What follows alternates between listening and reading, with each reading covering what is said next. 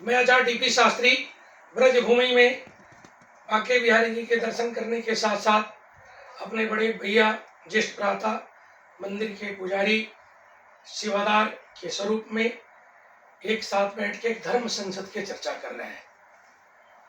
एक कल से या कुछ समय से घंटों से कहें तो प्रदीप मिश्रा जी कुछ ऐसे शब्द बोल रहे हैं जो मानस के रचयिता रामचरित मानस के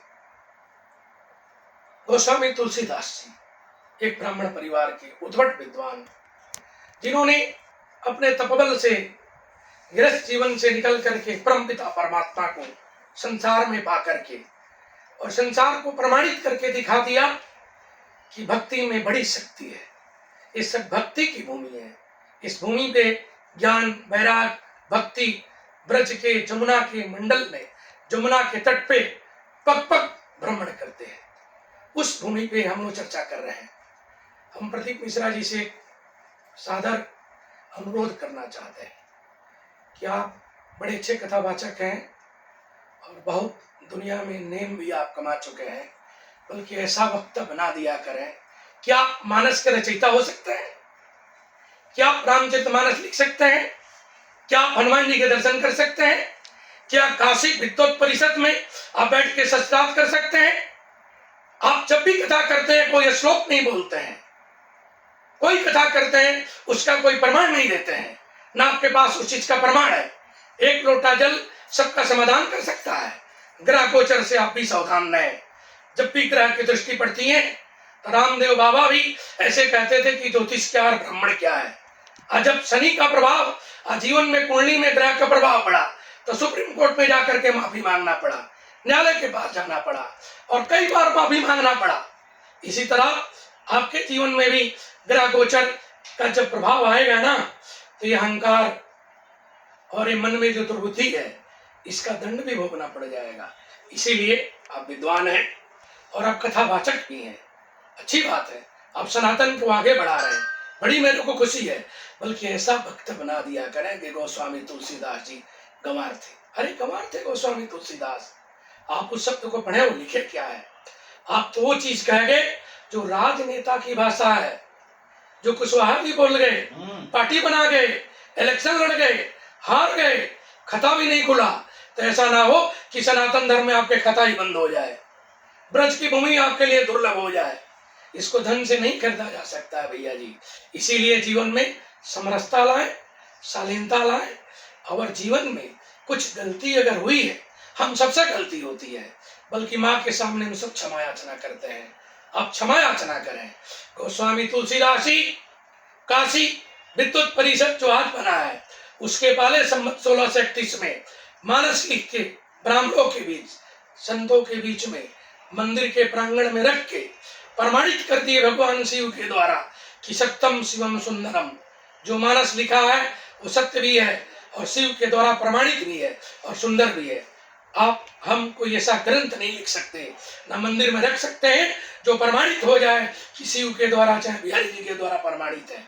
अभी हम जीवन में केवल अपना धर्म चर्चा के द्वारा, स्वाध्याय के द्वारा अपना प्रतिपालन कर रहे हैं।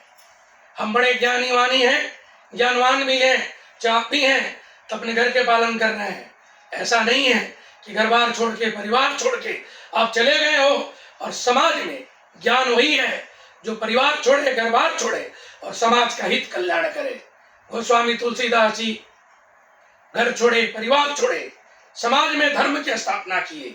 मीरा जी घर छोड़ी और ठाकुर की दीवानी होकर ब्रह्मांड में इस भूमि में प्रमाणित कर दी कि मैं भगवान श्याम की दीवानी है।